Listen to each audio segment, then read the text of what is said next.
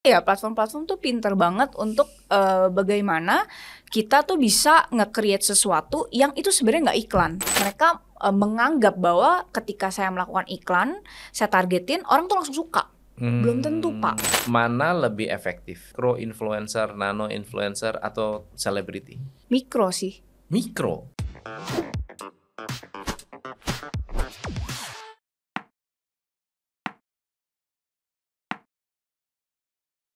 Banyak orang yang sudah tidak percaya dengan iklan, tapi lebih percaya endorsan. Nah, gimana cara kerjanya? Kita hari ini akan belajar dari salah satu founder Social Bread yang banyak sekali membantu para brand owner booming produknya, booming salesnya dengan strategi marketing yang kekinian. Halo Esther. Halo Pak Tom. Cerita dong, Esther itu siapa dan Social Bread itu apa? Oke, mungkin perkenalkan dulu ya Pak ya. Saya Esther Janet, bisa dipanggil Jen. Mungkin lebih enak dan dekat. Panggilnya Jen ya? Iya. Oke, jadi saya ini mungkin udah sejak 7 tahun kurang lebih bergerak di bidang social media dan digital marketing. Jadi since aku graduate, udah mulai terjun ke digital karena itu mulainya tuh karena Gojek baru ada, terus Tokopedia baru mulai viral. Ingat banget tuh Gojek masih 10.000 ya diskonnya gitu. Itu saya udah masuk ke digital tapi pertanyaan politik. Nah dari politik sekitar 2 tahunan baru Politik masuk ke. itu apa politik maksudnya? Politik itu lebih ke ya create campaign-nya mereka untuk politician. Iya, untuk masuklah ke gubernur lah misalnya. Gitu. Iya, dulu pernah saya setahunan kayak gitu. Keren. Di politik, terus abis itu baru masuk ke corporate brand. Nah, setelah itu 3 tahunan kurang lebih, 4 tahunan baru akhirnya create Social Bread. Sekarang udah 4 tahun gitu. Kenapa namanya Social Bread? Menarik. Pertanyaan yang selalu sering banyak yang ditanyain sih. Sebenarnya Social Bread ini kalau secara kita ngomongnya duniawinya lah ya. Itu sebenarnya roti itu kan social bread ya, roti sosial. Jadi ibaratnya roti ini dianggap seperti konten yang positif. Karena kan kadang kita kalau mau memberikan sesuatu, konten creator kan ujungnya pengennya yang penting viral. Tapi kadang viral ini nggak memberikan manfaat apapun, dan viral ini kan biasanya cepet naik, cepet turun. Tapi gimana caranya konten ini bisa memberikan dampak positif tapi buat business owner. Karena kan balik lagi business owner juga butuh impact yang bisa langsung mereka rasakan. Ujung-ujungnya pasti apa? Sales dan conversion gitu. Jadi kita pengen nggak cuman creator ini bisa buat konten yang penting viral, tapi harus ada dampak positifnya dan bisa owner bisa rasakan kayak gitu. Itu sih sebenarnya. Keren. Itu dari sisi manusiawinya ya. Berarti ada sisi spiritualnya juga dong ya. Iya. Sebenarnya ada. Cuman kan nggak enak nih kalau dibahas. Tapi nggak apa-apa kalau boleh. Iya, lebih kepada sebenarnya itu kalau di Kristiani itu 5 roti 2 ikan. Jadi kan dengan memberikan makanan itu bisa berkali lipat ganda, membantu lebih banyak orang. Makanya kenapa Social Bread awalnya kan kita tujuannya benar-benar ngebantu medium bisnis. Medium bisnis ini ternyata di Indonesia itu banyak banget yang belum masuk digital gitu. Jadi kita mau ngebantu mereka bisa go through digital, sekitar 40 juta UKM di Indonesia, itu kita mau ngambil sekitar 9%-nya aja itu untuk kita bantu. Itu kita udah membantu sama seperti para marketplace lainnya yang berkontribusi untuk GDP Indonesia. Nah itu sebenarnya salah satunya alasannya itulah berkali lipat ganda terus lah gitu yang kita bisa bantu. Bantu UKM itu nggak gampang. Betul ya? Betul. Apalagi memperkenalkan sesuatu yang biasa mereka kerjakan sendiri. Ya. Susah ya? Banget. Susah banget. Oh, saya bikin konten sendiri. Kalau bisa kerjain sendiri tuh sama UKM tuh. Benar nggak ya? Benar banget. Kalau bisa hubungi langsung ke kreator ya, gue brief sendiri ya. Gue pokoknya kerjaan sendiri. Ngapain ada orang middleman? Yes, middleman. Gimana caranya atau cerita kesulitan terbesarnya pada saat awal-awal membangun Social Bread? Dari cuma berapa orang? 4 orang? 3 orang? 5 orang lah. Kita bertiga, saya, Edo, dan Lydia bertiga, dan ada sekitar 2 creator. Jadi 5 lah kurang lebih. Handle paling cuma 2-3 brand di 2020 pas COVID. Awalnya gimana? Awalnya itu bermula karena kita ngelihat keresahan, Pak. Jadi saya sama Ko Edo kan kebetulan satu komunitas juga di gereja. Kita lihat teman-teman sendiri ini punya keresahan bisnisnya pas COVID itu hancur, apalagi F&B. Nah mereka bingung nih dari gimana ya caranya harus bikin frozen berarti kan ya. Tapi kan saya selama ini kan jualan cuma lewat WA, teman ke teman beli kayak gitu kan. Nah sedangkan COVID itu tempat harus tutup, tapi mereka harus jual online. Nah benar-benar business owner ini kurang lebih nggak paham sama sekali bagaimana buat frozen dan segala macamnya. Jadi minta tolong gimana ya kayaknya. Nah dari situ kok mulai dari 1, 2, 3 kok jadi banyak gitu. Minta tolong terus. Nah kita mikir ini gimana caranya ya business owner yang kecil kayak gini tuh bisa tetap jalan pas COVID, tapi juga dia bayarnya juga nggak mahal. Iya. Setidaknya mereka bisa tenang lah, bulan per bulan bisa tetap sustain untuk bisnisnya sampai nggak tutup lah. Itu sebenarnya awal mulai dari situ doang. Nah kita mulai akhirnya yaudah kita bantu urusin, nah kita bikin konten gimana cara, oh ya kita menemukan gimana caranya supaya bisa temu langsung dengan content creator. Oh ternyata yang content creator lakukan dulu itu seperti kayak yang kita lakukan awal-awal. Kita juga yang ngajarin dia, kita yang buatin kontennya, kita yang drafting, kita yang shooting, kita yang editing, sampai kita yang upload. Itu sebenarnya bisa dikerjain sama satu orang. Nah itulah kita bilang, oh ternyata dengan seperti ini harganya lebih affordable ya, dibandingkan kita banyak orang bayar gitu kan. Nah itu mulai dari situlah kita edukasi ke business owner. Akhirnya ternyata demand-nya banyak, mereka merasakan manfaatnya, dan yang paling happy itu pas COVID mereka akhirnya nggak jadi tutup. Jadi ada salah satu user kita cukup besar ya, dia F&B gitu, punya banyak cabang, ada 100-an. Pas waktu itu COVID, tiba-tiba mereka harus mempertahankan karyawannya yang ribuan itu. Nah akhirnya mereka bisa pertahankan karena kalau nggak salah dulu ya aku lupa sekitar 3 apa 2 konten gitu akhirnya sampai jutaan views, dan itu membantu banget traffic ke outlet. Dan akhirnya mereka bertahan sampai sekarang. Nah itu sih yang menjadi kekuatan kita juga untuk terus mau support UKM. Keren. Nah itu yang menarik karena sekarang ini tadi yang awal-awal saya share 84% customer itu nggak terlalu percaya iklan, bener nggak sih? Sebenarnya kalau dibilang nggak percaya iklan, lebih kepada gimana caranya dalam membuat konten kreatifnya supaya iklan itu tidak terlihat iklan. Iya, karena menurut saya sekarang platform-platform tuh pinter, Pak. Gitu ya? Iya, platform-platform tuh pinter banget untuk bagaimana kita tuh bisa nge-create sesuatu yang itu sebenarnya nggak iklan. Contoh. Platformnya boleh disebut lah ya. Boleh. Oke, kayak contoh platform TikTok lah ya. Yang kita udah tahu ya, TikTok benar-benar viral banget gitu ya. Dan dia ini pinternya ketika kita bisa memanfaatkan platform ini dengan baik, kita buat konten yang baik dan benar, otomatis si platformnya ini akan nemuin kita sendiri ke target yang tepat. Oke. Nah, sama aja kan seperti organik dan iklan. Bedanya adalah kalau misal organik kita create konten, nanti platform sendiri yang temuin. Tapi kalau iklan, kita udah tahu kita mau tujukan ke siapa. Oke, betul. Tapi kan balik lagi back to basicnya adalah kontennya. Jadi sebenarnya kingnya adalah kontennya.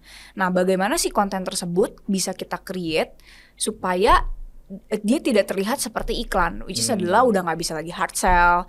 Kalaupun soft sell juga benar-benar mesti watch durationnya juga diperhatikan supaya di 1 detik atau 3 detik awal mereka bisa grab the attention sampai akhirnya mereka mau nonton sampai akhir, dan di situ akan memultiple dari sisi algoritmnya. Dan akhirnya makin banyak yang nonton dan shareable kayak gitu. Itu sebenarnya trik-trik konten yang ketika organiknya sudah bagus lalu kita iklankan dengan target market yang tepat, nah itu udah pasti akan memunculkan traffic yang baik. Itu menjawab pertanyaan kenapa banyak yang bilang saya sudah coba live streaming tapi nggak ada yang nonton.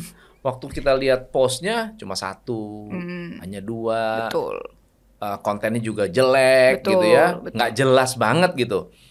Sementara ada yang live streamingnya selalu rame, ketika dibuka kontennya bagus-bagus. Ya. Dan ternyata konten itu akan membuat orang percaya untuk ikut live streaming. Betul. Begitu ya? Betul banget Pak. Jadi kita banyak banget nemuin juga business owner yang mereka maunya live.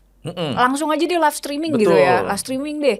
Yang penting saya mau jualan, karena ya mau nggak mau, karena platform ini sekarang udah mengarahkan ujung-ujungnya memang conversion terus kayak gitu. Jadi udah nggak mau sabar gitu. Benar. Tapi sedangkan ya balik lagi namanya social media ini, social commerce ya kita sebutnya kalau di TikTok itu, butuh proses untuk mereka tuh bisa trust dulu, sama aja seperti kita dulu gitu. Cuman bedanya ini lebih gampang dan lebih cepat. So bagaimana kita bisa memanfaatkan platform ini? Jadi kita harusnya lebih pintar dari platform. Platform udah sediakan yang bagus. Kalau kita nggak memakai yang bagus dengan baik, ibaratnya kita jadi dibodohin platform.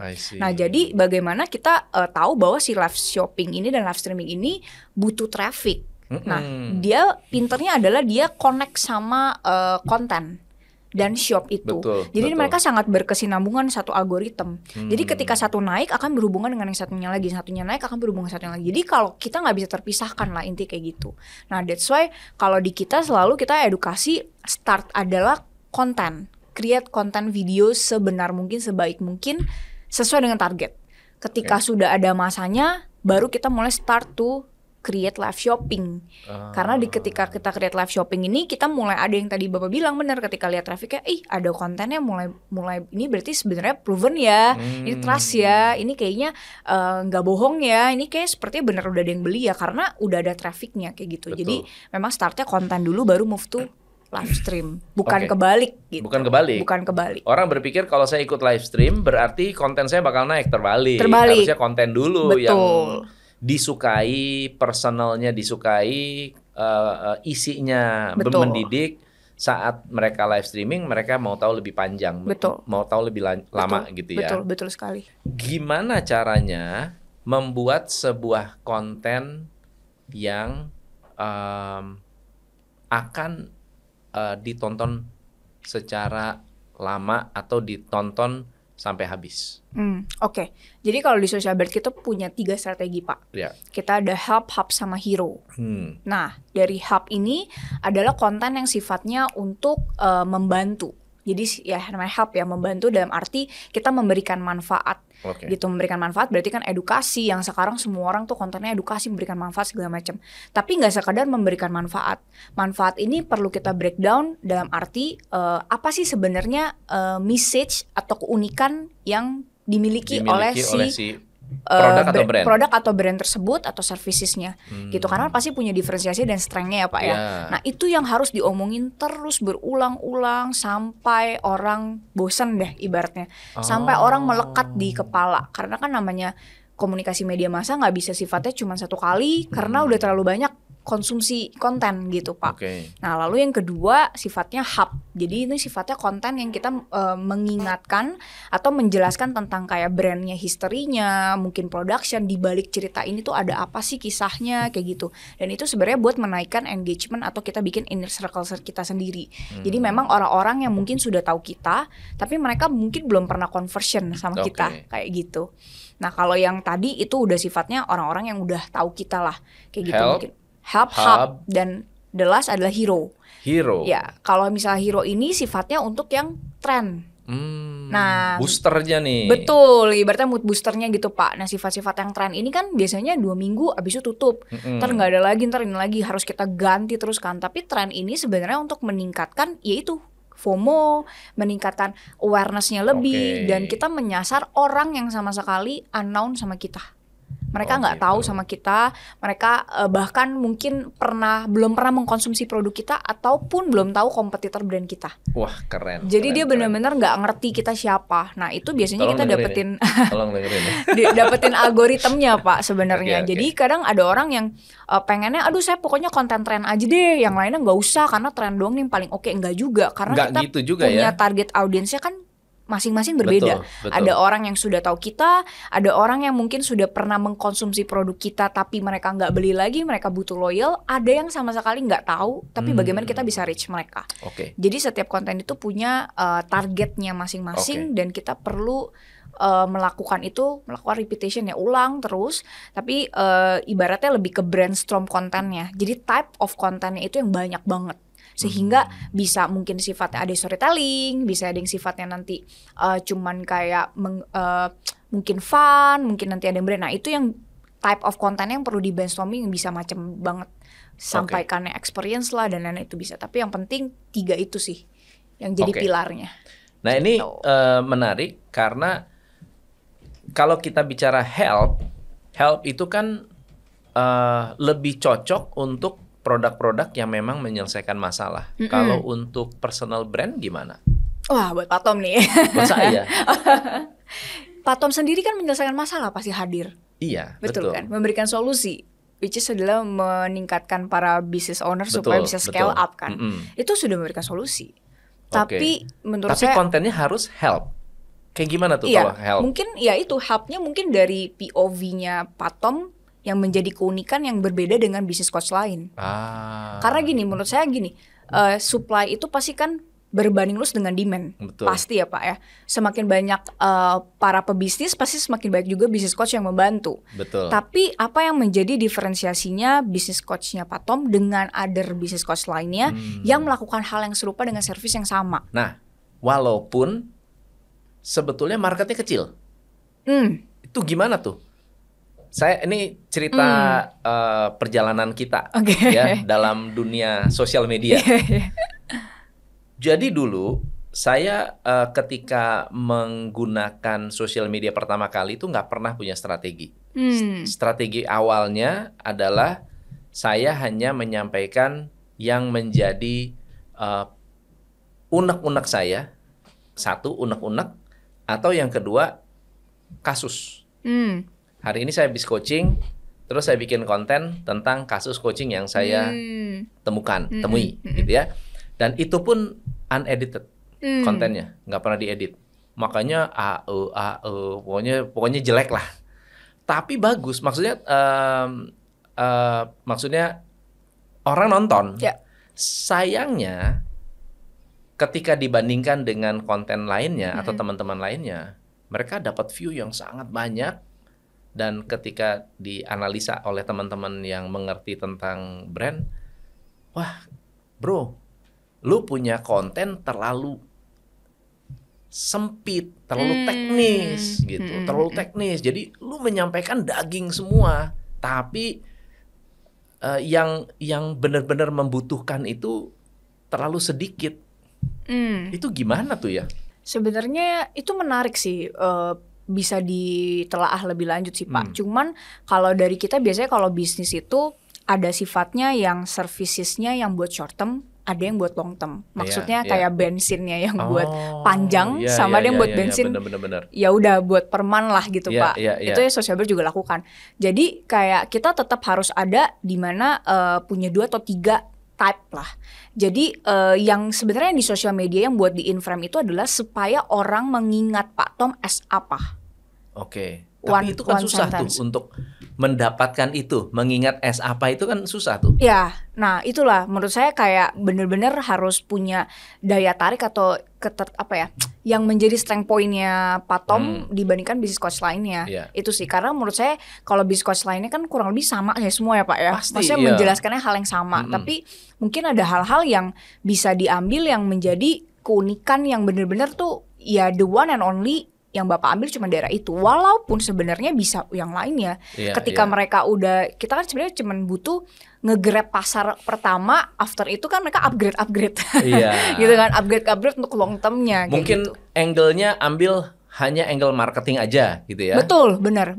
Atau khusus angle operation atau hanya angle sales gitu ya. Betul. Yang betul-betul kita kuasai atau yang betul-betul kita suka. Betul banget. Gitu kayak ya? Betul. Kita waktu itu ada pernah ketemu sama sales property Pak Deddy Budiman, mungkin pernah dengar. Oh tahu ya? Kenal juga ya. Nah Pak Deddy Budiman ini selalu fokus dengan ngebantu lebih ke sales property sebenarnya, tapi sebenarnya dia bisa bantu yang lain. Mobil sih. bisa, jual showroom gitu. Iya. Tapi waktu itu mereka reach out. Sales asuransi bisa. Karena gitu. saya waktu itu ketemu sama beliau itu dia membantu sekolahan. Di Penabur waktu itu. Jadi kita pernah kerja bareng gitu. Jadi mas ketika saya tahu lebih lanjut, loh Bapak jadi sales property ya gitu. Karena yang di in-frame mereka dia di ini tuh lebih ke sales, tapi banyak juga buat bantu properti kayak gitu ya. Gitu. Jadi mungkin salesnya ini, yang sales expertnya ini yang dia highlight banget sehingga dia bisa mendapatkan untuk kalau sales expert tuh adalah dia. Gitu. So jadi kembali kepada help content harus satu tapi diulang-ulang dengan kemasan yang berbeda-beda. Benar. Kemasannya harus kemasannya lebih ke type of content yang berbeda-beda. Type of content yang berbeda-beda. Hari ini bahas tentang storytelling, besok cerita tentang tips, lusa bahas tentang behind the scene, gitu ya. Betul. Terus misalnya ada POV, terus misalnya juga nanti ada kayak apa namanya fun fact misalnya atau apa. Jadi type of kontennya bisa beda macam, tapi penyampaiannya ini untuk siapa itu berbeda-beda. Jadi ada yang product knowledge kan tadi kalau hub. Kalau misalnya hub untuk sifatnya memberi manfaat, berarti services kita memberikan manfaat nih. Lalu yang terakhir adalah sifat yang trend. Nah kalau trend ini sebenarnya nggak perlu brandingin tentang services kita, tapi ya kita ikut aja dengan apa yang sedang trend bahas kayak gitu. Berarti supaya lebih konkret, bagian help ini lebih kepada expertise, bagian help ya. Kalau yang hub itu lebih kepada bukan ke produk sih. Jadi kalau hub itu lebih kepada buat naikin engagement. Jadi sebenarnya lebih kepada kayak mereka perlu tahu behind story-nya, behind story-nya Bapak, ya? Profile, bisa juga brand vision, brand knowledge-nya segala macam. Jadi untuk mereka kayak ini kurang lebih kayak gini ya ceritanya ya. Gimana cara menceritakan brand vision, brand knowledge kalau bisa juga kayak lebih kepada purpose-nya, the reason why bikin top ini, alasannya segala macam, dan mungkin ya behind personnya ini siapa yang mengerjakan segala macam itu bisa juga kayak gitu. Biasanya kan kalau produk biasanya mereka lebih ke persiapannya, pembuatannya, workshopnya, terus udah gitu kayak dokumentasi betul, ya. office-nya dan lain-lain. Jadi orang lumayan menggugah emotion kan, seperti itu kayak gitu. Menarik. Tapi kalau hero lebih kepada riding the wave atau betul, riding the wave, newsjacking atau trendjacking gitu ya. Itu sebenarnya semua pasti sudah lakukan. Udah. Kebanyakan tuh yang hero-hero tuh yang dikerjain ya. Karena itu kan kayak menganggap cepet ya dapatnya. Pansos. Tapi terkadang ya itu kalau di social bird kan kita pakai data crawling ya kan Pak. Jadi apa yang sedang tren di 2 minggu ke depan kita bisa tahu secara organik akan naik. Jadi kalau secara organik tuh bisa terlihat in the 2 weeks tuh nih bakal naik secara organik. Karena yang organik ini kan yang biasanya lebih tahan lama. Dan itu ya kita ambil untuk jadikan trennya kita gitu. Nah, social brand membantu personal brand seperti saya nggak? Dulu kita sempat pernah bantu ya Pak. Nah cuman kalau sekarang karena konten creatornya nggak semua bisa bantu personal brand, jadi kita nggak terlalu. Kalau misalnya kita minta di coaching oleh social brand, bisa nggak? Bisa. Coaching bisa Pak. Bisa ya? Bisa. Jadi tetap saya yang bikin, kita kita yang shooting, kita yang buat semuanya, social brand ngasih kritik aja. Bisa. Biasanya ya dari Koedo sendiri atau saya tuh biasanya juga kayak gitu juga sih, melakukan itu kepada corporate ya. Tapi itu bayar ke teman-teman yang bisa ya kita support gitu. Gitu ya. Sama saya mau ya. Boleh ya? Boleh. Nanti kita bisa bahas-bahas. Nah, sekarang masuk ke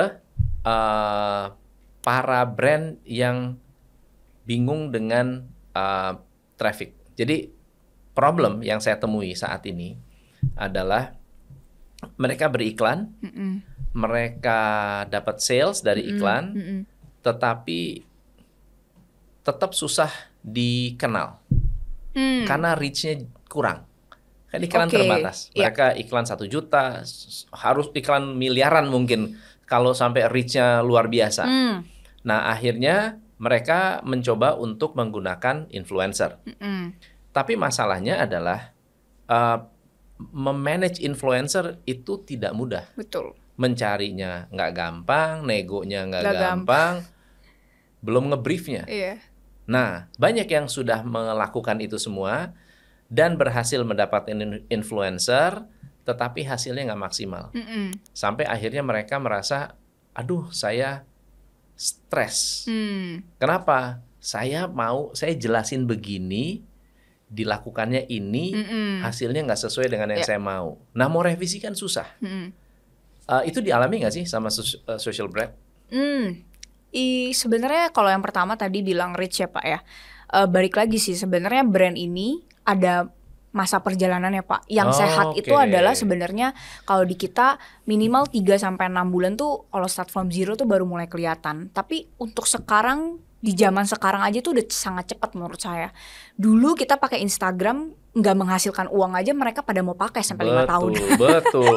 Tapi kalau sekarang karena udah platformnya bikin gampang jadinya pengen cepet. Itu sih menurut saya yang suka shortcut proses. Makanya kita biasa selalu edukasi bahwa ketika targetnya memang awal kita mau awareness, mau reach, karena awareness ini nggak ada masa waktunya, harus terus berjalan. Jadi even though kita mau conversion, awareness itu tetap harus jalan.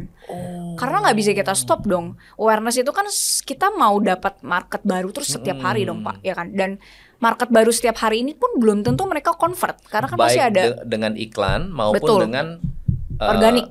Benar. Karena kan belum tentu mereka urgensinya saat itu. Belum tentu mereka saat itu juga mau tertarik beli. Atau bisa juga mereka simpan untuk oke deh next day. Tapi kan selama proses next day itu atau nanti kapan, mereka kan selalu perlu diingetin, oh ya ada brand. Reminder brand positioningnya di kepala kita. Dan ketika ada di kepala kita itu apa yang dinikmati adalah berarti konten. Berarti kita lihat terus, oh ada ya, berarti ini tidak hilang. Berarti suatu saat saya ada, saya inget nih. Nah, bagaimana bisa tetap terus ingat sedangkan yang lain melakukan hal yang juga sama? Kalau kita berhenti berarti tandanya kan dilupakan juga. Nah, sedangkan fokus sama yang buat udah engage sama kita, yang convert segala macam. Nah, itu another level lagi dan perlu ada strategi yang berbeda juga kan. Setiap level funnel itu kan butuh konten marketing yang berbeda lah. Betul. Seperti itu kan. Nah, jadi kalau kita biasanya edukasi ke UKM, nggak usah terlalu cepet dulu. Yang penting start from zero. Mereka bisa maintain konten dengan baik secara organik. Jadi organik itu kita fokusin sebenarnya Pak. Karena organik ini tuh apa ya, long term. Kita nggak ngapa-ngapain aja. Mungkin nanti ketika udah 3 tahun itu akan tetap akan ada aja. Karena organiknya udah baik. Karena strateginya udah bener, organiknya bener, targetnya juga tepat. Nah seringkali UKM itu saya udah ada duit nih, saya mau boosting iklan nih gitu kan. Betul. Pokoknya mau sekarang, ya gini. Setelah habis juga duit. Nah itu cuma sementara karena mereka nggak bangun fondasinya dengan benar. Karena ketika mereka boosting iklan, ya udah one time orang tahu. Setelah itu mereka nggak terlalu inget dan nggak percaya. Jadi sekedar tertarik, abis itu mereka coba dan ternyata itu bikin mereka burn ya. Ibaratnya kayak churn rate. Jadi akhirnya mereka nggak beli lagi. Karena mereka nggak menikmati produknya dengan baik. Betul atau banget. Mungkin yang disampaikan tidak sesuai sama apa yang mereka konsumsi kayak gitu. Nah itu sering banget. Makanya terjadilah ketika mereka iklan, mereka pakai influencer, mereka cari nggak bener, dan akhirnya balik-baliknya kok kayaknya nggak BEP ya gitu. Atau mungkin BEP doang, atau nggak ada profitnya dari iklan tersebut. Karena itu salahnya mereka menganggap bahwa ketika saya melakukan iklan, saya targetin, orang tuh langsung suka. Belum tentu Pak. Orang yang udah iklan bertahun-tahun aja tuh pasti mereka ada progres. Dari mereka suka, abis mereka suka, mereka kayaknya mulai cari tahu lebih lanjut, kita harus retargeting lagi. Mereka ini, terus mereka kan udah suka, udah loyal, bisa juga ada kompetitor masuk kan. Wah ini saya perbandingan nih, mau pilih yang mana. Harus disajikan lagi gitu. Jadi gak bisa kayak kita lihat dalam satu waktu iklan terus udah mau, gak bisa. Jadi makanya saya bilang, kalau di kita selalu balik lagi back to basic, konten. Setelah konten kamu udah oke, udah baik, udah benar nih targetnya, secara organik aja udah bagus, ya udah iklan tuh udah tinggal kita step selanjutnya. Targetednya mau yang ini, spesifiknya kayak gini, kita tinggal retargeting lagi, baru kita tambahin lagi pelan-pelan. Dan biasanya kalau iklan pun di kita nggak langsung gede Pak. Semua start from small. Misalnya let's say minimum 5 juta per bulan. Bulan depan hasil belum sama, tetap 5 juta. Masih belum sama, 5 juta lagi. Nanti kalau ternyata trafficnya bagus ya kita naikin lagi 2 kali lipat 10 juta. Trafficnya 2 kali lipat bagus ya, berarti naikin lagi. Jadi ROI-nya menentukan juga dari budget kita dong. Kalau ROI-nya misalnya 2 kali, nggak mungkin kita ads-nya lebih gede gitu kan. Jadi at least mungkin 1 kali atau 2 kali lah sama, supaya kita bisa dapat 4 kali. Naik lagi baru kita naikin lagi gitu. Nah itu baru pertumbuhannya baik, terlihat growth-nya tuh ada ya per bulan kayak gitu. Jadi itu lebih sehat sih Pak. Oke. Ini ada beberapa pertanyaan yang mungkin jadi pertanyaan dari banyak teman-teman juga begini. Di TikTok perlu nggak punya lebih dari 1 akun? Misalnya akunnya Social Bread, lalu ada 20 akun lainnya yang kontennya sama gitu. Kalau konten yang sama nggak nanti boleh. Plagiarism. Oh gitu. Pasti. Nggak bakal naik tuh berarti ya? Nggak bakal naik dan nanti akhirnya kena shadow ban. Iya, nggak boleh. Konten yang sama persis ya Pak. Misalnya saya upload di sini, di akun sini sama, nggak boleh. Kalau misalnya buat bisnis kayak shop ya, penjualan retail, itu banyak kita beberapa ada sekitar 3-4. Satu brand bisa punya 4 account. Tapi accountnya itu misal per city. Misalnya Jakarta, Tangerang, Bandung. Misalnya misalnya sepatu A di Jakarta, sepatu yang B di Bandung. Tapi tetap satu brand. Mereka shopnya jadi satu. Itu boleh. Tapi konten setiap akunnya berbeda. Beda itu di rotasi Enggak, benar-benar berbeda. total. Jadi orang tidak tahu. Capek dong ya. Iya, memang itu buat biasanya ketika mereka sudah bagus banget satu akun, mereka mau meningkatkan sales. Jadi ketika orang nonton ini, ujung-ujungnya belinya di tempat yang sama. Padahal sebenarnya mereka pikir kayaknya ini berbeda, tapi ternyata mereka adalah satu brand. Oke. Itu boleh, tapi tetap kontennya harus berbeda. Nggak boleh sama. Oke. Itu yang pertama. Yang kedua adalah satu akun videonya di re-upload lagi. Boleh nggak? Satu akun video di re-upload. Jadi sama konten lama, juga. Oke. Konten lama di re-upload ulang. Perlu nggak sih? Nggak sih. Nggak perlu sih, Pak. Nggak perlu. Karena cara kerjanya TikTok itu kita tidak pernah tahu kalau share organik ya, dia menaikkan konten yang mana. Jadi kita nggak pernah paham dan mengerti caranya mereka. Makanya kenapa kita selalu fokus ke strategi. Oke. Gitu. Kalau servicesnya social brand itu berarti kan ada social media management. Ya. Ada. Itu yang pertama. Itu yang pertama. Yes. Apa saja yang dikerjakan? Ya, yang pasti kita membuatkan konten kreatif, video dan konten visual buat di Instagram. Oke, tapi hanya untuk produk. Hanya untuk produk dan jasa juga, Pak. Saya bisa. Bisa juga. Bisa. Kalau undernya yang maksudnya di TCI-nya ini ya, Top Yang Coach Top Indonesia. Coach Indonesia-nya. Ya, boleh tuh, bisa betul, tuh. Betul. Bukan yang di personalnya ya. Ya. Oke, sip, mantap. Terus yang kedua, berarti bikin konten. Ya. Kontennya apa? TikTok. Kontennya di TikTok. Instagram. Hanya di TikTok dan Instagram. Hanya TikTok dan Instagram. Betul. Di TikTok videonya 12 video. Kalau di Instagram itu 4 konten feeds Per bulan. Oke. Gitu. Cukup tuh ya. Minimal. Kalau misalnya. Tapi itu cukup. Iya, cukupnya minimalnya kita itu adalah minimal untuk standarnya seperti itu. Karena kan business owner ya itu baik lagi apa ya. Kalau misalnya mau lebih, tinggal dikali 2 paket. bisa minta lebih. Bisa. Oh, nanti creatornya berbeda. Oke. Itu creator. Nah, terus social media management setelah itu? Setelah itu ada live shopping.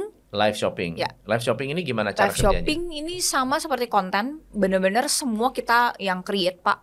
Jadi kalau di social brand kan ada bilik-bilik tuh semua ya. Itu udah dari kita semua. Jadi business owner hanya kasih produk dan product knowledge. That's it. Produk dan product knowledge. Ya, itu aja. Sisanya semua udah dari kita. Dari properti, dari layout, dari lighting, dari penjualan larinya ke? Penjualan larinya langsung ke dashboardnya business owner. Tapi kita akan dapat 5% sharing profit dari setiap penjualan. 5% dari setiap penjualan. Dan ada investment fee untuk operationnya. Untuk operation. Jadi untuk wifi, sewa tempat, internet, ya anggapnya itu udah semua, udah sama hostnya, udah sama tim jumlah kreatifnya. Sehari 2 jam tiap hari. Sehari 2 jam. Ya. Oke. Jamnya ditentukan jamnya atau jam nanti ada shiftnya, bisa janjian. Jadi bisa disesuaikan juga kategori. Kita bakal bahas misal kategori bisnis ini memang lebih bagus di jam tersebut, kita yang akan suggestion. Oke. Gitu. So itu yang kedua live shopping, live shopping. Terus ketiga kita ada ads management. Ads management di Meta sama di TikTok. Oke. Nah, kalau ads management kontennya dari klien. Kontennya harus dari social media management yang kita buat organik. Jadi makanya kenapa kita berurutan tuh, Pak. Social media management pertama, live shopping, ads management, baru KOL. Karena itu semua sebenarnya berurutan. Kalau kamu mau KOL, kamu harus balik semua di konten dulu. Harus dimulai dari konten. Betul, habis konten baru live, baru iklan, baru KOL. Jadi konsisten ya. Nggak bisa tuh orang lompat tuh nggak boleh ya. Nggak bisa. Kalau bisa sih jangan ya. Ads aja deh langsung nggak boleh bisa. Ya. Karena gini, kalau ads aja konten kreatif kita nggak pegang, Pak. Kita bingung juga buat create-nya gitu. Karena bukan kita yang handling kan. Kalau kreatifnya takutnya nggak sesuai atau pesannya nggak sampai, targetnya nggak sesuai gitu sih. Kalau organik kita udah kenal ya, udah kenal. Oh ini audiens sukanya konten kayak apa gitu. Ya, jadi at least kita punya ancar-ancarnya ya. Oke. Jadi ads management ada lagi? KOL dan affiliate management terakhir. KOL dan affiliate management. Ya, Oke. Ceritain dong tentang yang KOL. Oke, kalau KOL itu sifatnya endorsement sama seperti mungkin kalau teman-teman udah pernah tahu kayak ya endorsement lah ya, ada rate card-nya, kita beli influencer A, B, C, D, E, terus nanti diposting di akun mereka, sama, nggak ada bedanya. Kayak gitu. Jadi memang ini kita lebih kepada supporting services lah, Pak. Karena KOL ini memang masih sangat dibutuhkan beberapa. Terus kedua adalah affiliate. karena kita berafiliasi juga bersama para platform, which is ada TikTok, Shopee, Tokopedia.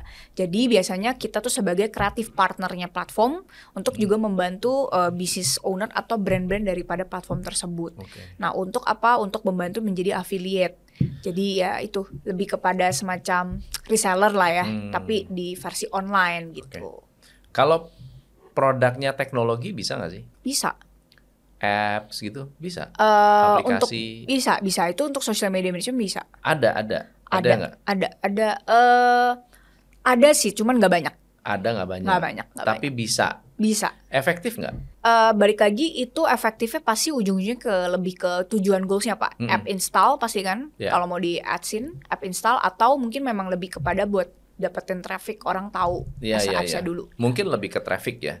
Kalau traffic oke. Bisa. Semua bisa sih Pak. Kita bantu tuh services sampai ada yang jasa hukum, ada yang service office, coworking space. Kita pernah bantu yang di Simatupang tuh saya lupa, Spasio Tower yang di Surabaya juga. Terus ya gitulah. Coaching kita pernah nggak boleh sebut nama. Nggak boleh kalau itu. Nanti off the record ya. Off the record ya. Coaching kita juga ada. Coaching ada juga ya. Ada pernah juga. Bagus juga tapi. Oke kok, kita bantu edukasi juga. Sama juga sih kurang lebih. Oke. Kalau sekarang di Indonesia mana lebih efektif? Mikro influencer, nano influencer, atau selebriti? Lebih efektif ya. Mikro sih. Mikro. Oke. Kenapa mikro? Mikro yang banyak ya. Karena ya itu sekarang orang percaya sama sesuatu yang sifatnya to be honest ya, maksudnya jujur. Menyampaikan sesuatu yang tanpa seperti tidak di endorse yang tadi saya bilang. Nah itu sekarang udah mulai banyak bermunculan micro influencer yang yaitu kita tidak, kadang mungkin cuman barter atau mungkin kita cuman sekedar support aja, dan biasanya mikro tuh lebih bagus di lokal. Jadi misalnya kayak Bapak nih butuh launching event atau misalnya mau ada mengeluarkan sesuatu yang baru di kota-kota tersebut. Jadi bukan nasional ya. Jadi lokal mikro. Nah, misalnya daerah Semarang, Surabaya, wah itu kuat banget mikro-mikronya. Jadi mungkin paling followersnya di bawah 10.000, tapi engage banget. Jadi followersnya itu memang benar-benar sangat kenal dengan dia ya, dan sangat percaya. Nah itu yang kita lakukan juga di cabang kita di Surabaya. Tuh kita banyak banget kalau misalnya ada brand kita lagi ada launching, kita biasanya udah punya tuh support system KOL mikro kita yang berbondong-bondong datang gitu. Kalau kita event bisa bantuin gitu ya. Kita support gitu. Karena mereka satu pasti butuh konten. Kedua adalah memang mereka lagi pengen menaikkan masa mereka. Ketika mereka makin banyak yang endorse kan, mereka akan makin attract brand-brand lain untuk endorse mereka kayak gitu.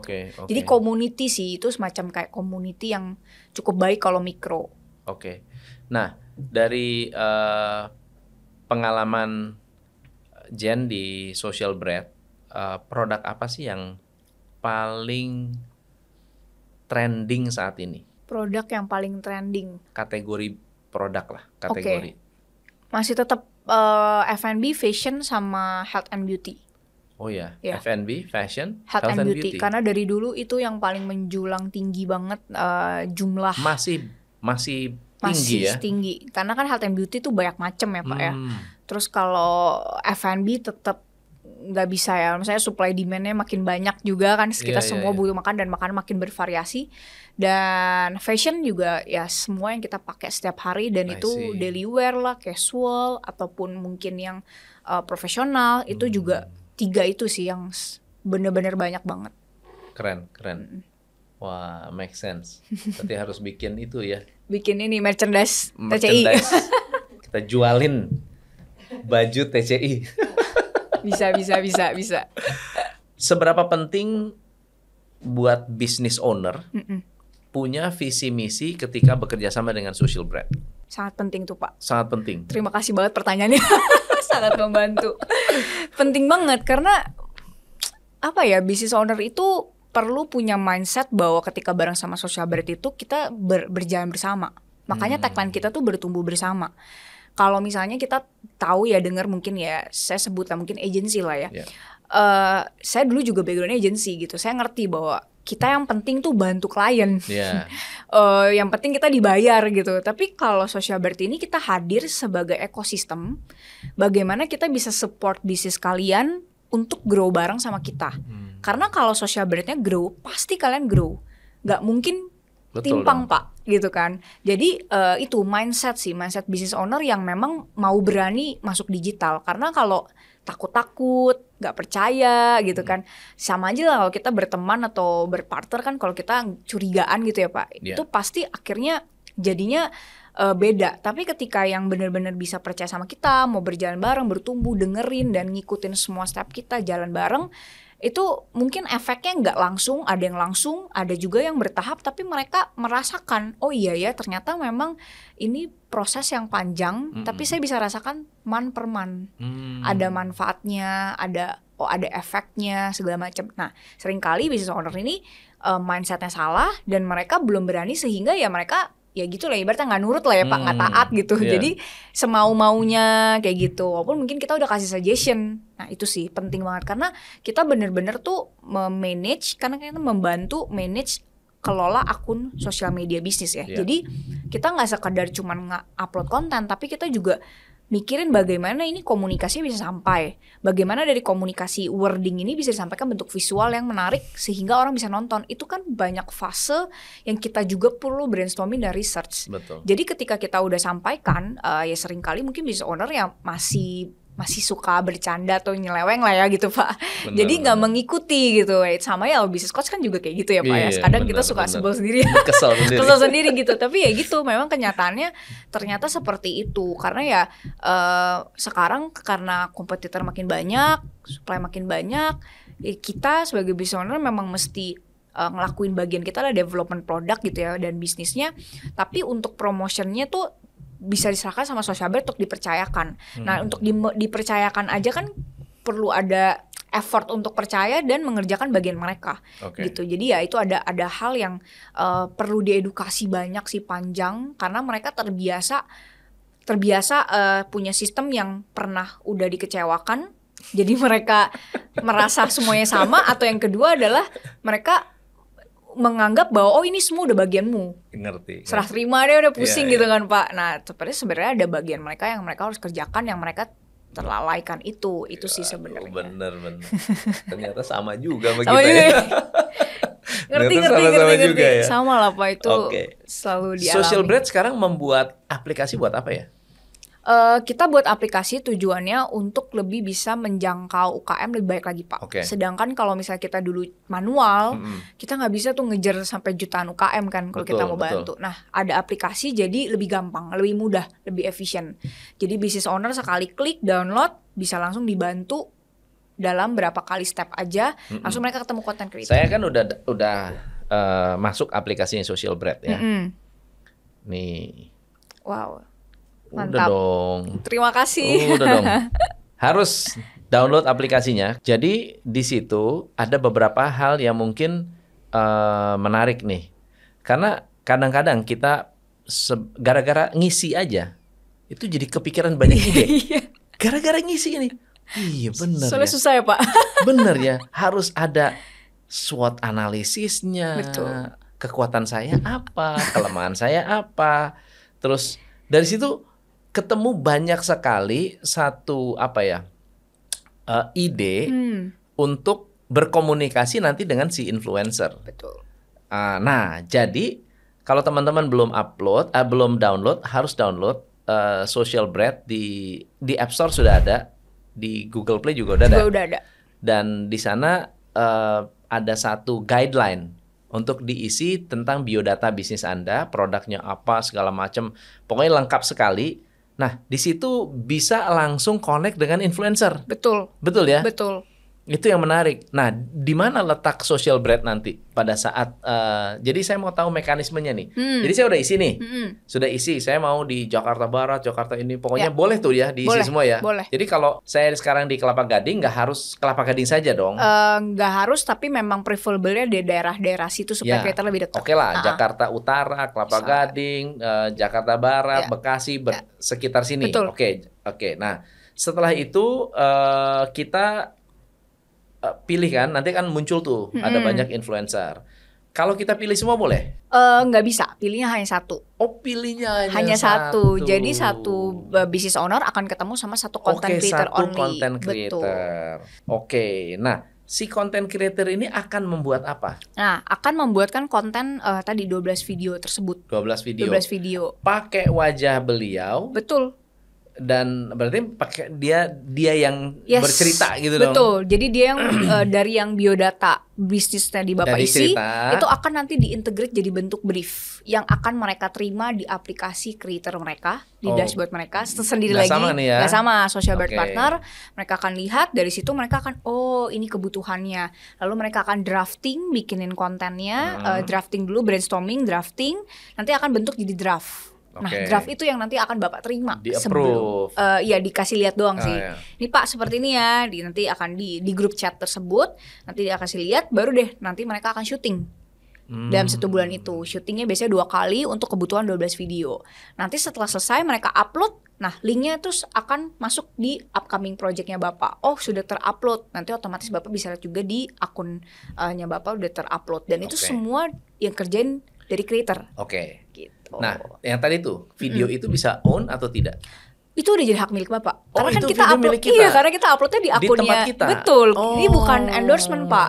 Karena kita manage bisnis accountnya Bapak. Makanya kenapa yang akan viral, yang akan terkenal tuh bisnisnya, bukan content creatornya. Walaupun content creator kita tuh semuanya dari nano sampai mega ada.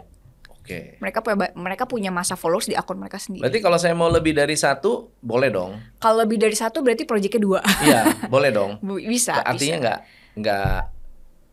Oh, kalau Jadi, project 2 berarti saya harus berarti kayak order 2 kali. ambil 2 kali. 2 package. Order Betul. 2 kali. Benar seperti itu. Jadi biar satu creator fokus ke satu kayak gitu Pak. Oke. Nanti ketika di bulan depannya lagi Bapak merasa, oh bagus nih cocok sama creatornya, ya udah tinggal repeat lagi dengan creator yang sama. Nah creator yang sama ini akan buru-buruan, takutnya bisa diambil yang lain karena biasanya ketika review dia bagus, orang lain akan melirik. ambil. Betul, kayak gitu.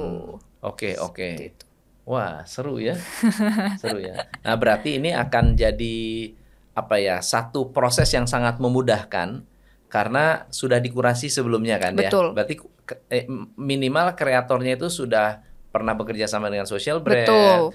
sudah tahu kontennya reasonable, Betul. dan nggak jelek lah Ya, intinya. sesuai dengan platform. standar yang sudah di sortir gitu ya. Dan yang kedua adalah berarti semua by digital. Benar. Nggak ada komunikasi telepon, Jen mana kontennya, Iya, mana nggak kok ada. ini kok hari ini belum upload Iya. gitu, nggak ada di gitu grup ya. chat, di grup chat aja. Semua di grup chat. Betul. Tetap ada komunikasi tapi di grup chat. Grup chatnya langsung di aplikasi. Jadi benar-benar nggak perlu move to Nggak WA pindah ke segala WA. macam, nggak usah di situ. Makanya sebenarnya dengan satu aplikasi ini bikin mudahin si business owner tuh udah nggak usah pusing Pak. Ya udah kalian fokus nih bisnisnya, gimana cara supaya bisnis produknya makin bagus. Kita pusingin promosinya. Jadi ketika mereka nonton tiap hari TikTok ya udah jalan nih, Instagram udah jalan ya sudah. Mereka ngerasa oke, tinggal mereka lanjutin lagi. Jadi sifatnya benar-benar kita bantu end to end lah gitu. Menarik. Tapi yang saya lebih menarik adalah bagaimana social brand bisa secara holistik membantu membantu konten kreator dan brand secara keseluruhan, mulai dari ide konten sampai iklan sampai endorse itu semuanya wah keren banget. Iya. Keren banget. Itu semua berdasarkan dari masalahnya market aja sih Pak. Kebutuhannya emang itu sih. Jadi kita ada kan dari problem, kita plus market jadi solusi. Iya. Jadi ya itu dari mulai keresahan. Jadi awal mulai itu sebenarnya cuma sosial media Pak 2020. Terus kita lihat demand, kita masuk live shopping. Ada demand lagi kita masuk ads management. Ada demand lagi kita masuk. Jadi akhirnya jadi 5 services. Mulai dari 1. Semua karena keresahan dan kebutuhan market. Gitu. Jadi kita mulai sesuaikan dan ternyata memang bisa. Ya kalau memang kita expert di bidang itu kita kerjakan. Jadi social bird ini bukan kayak palu gada ya.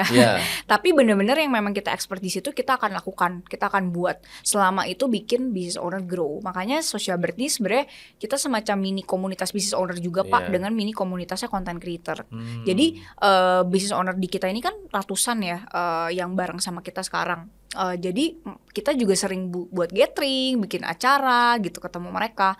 Kita juga nanya sebenarnya mereka tuh butuhnya apa sih? Kadang saya butuh juga nih ketemu sama bagian operation, mau ngobrol. Kita kadang bikin seminar juga gitu, kita undang gitu. Jadi segala sisi kita support supaya bisnis mereka tuh tetap grow dan mereka nggak usah pusing-pusing cari di mana.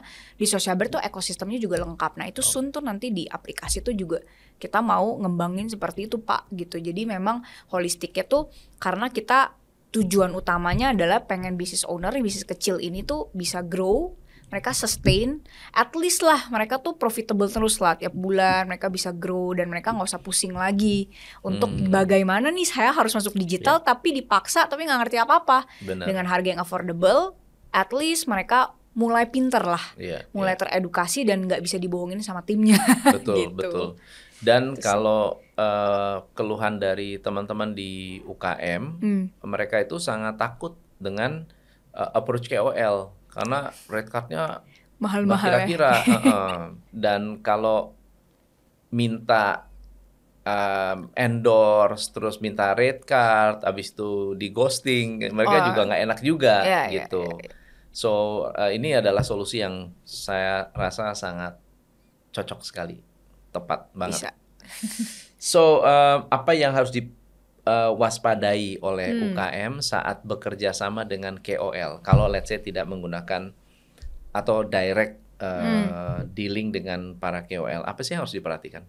Yang pertama adalah business owner harus tahu siapa target audiensnya dari bisnismu dan itu harus cocok dengan influencernya juga audiensnya. Jadi karena kan kita sama aja seperti kayak kita lagi beli masanya si influencer. Nah jangan sampai karena influencernya lagi viral saat itu, jadi saya mau pakai aja tapi sebenarnya nggak nyambung sama audiensnya kita. Nah itu nggak boleh banget. Terus yang kedua perlu diperhatikan juga track recordnya si KOL, karena walaupun si KOL ini mungkin tiba-tiba naik gitu ya Pak, tapi misalnya cuman kontennya ya mungkin nggak sesuai dengan gayanya bisnisnya, mungkin audiensnya nggak cocok ya nggak perlu dipaksa. Jadi benar-benar harus cari yang serupa banget dengan bisnisnya kita, audiensnya kayak gitu. Karena KOL tuh ujung-ujungnya sebenarnya bisa jadi BA. Kalau kita mau fokusin gitu ya, bisa jadi brand ambassador kalau yang paling bagus kan. Jadi better carinya yang bener-bener sesuai sama punya kita, bukan paling bagus tapi harus sesuai kayak gitu. Terus ketiga adalah dari secara kontennya tuh juga nggak cuma sekedar followers, tapi yaitu engagement dari setiap kontennya itu bener-bener dari interaksinya tuh oke.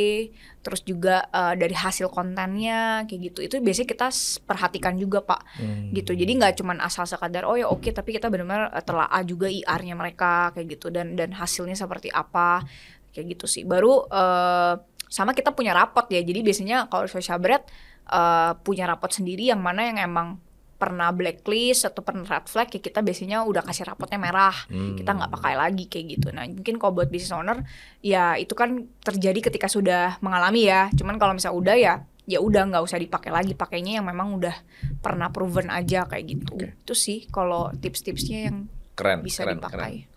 Terus kalau mau kerjasama dengan Socialbird caranya gimana? Langsung download aplikasi aja ya? Bener Pak. Langsung download aplikasi aja gitu, langsung download. Oke. Download aplikasi Socialbird di App Store atau di Google Play. Oke? Jen, thank you so much for today. Pak Tom, thank you. Look forward dengan kerjasama berikutnya ya. Siap. Nanti kita bicarakan lebih dalam.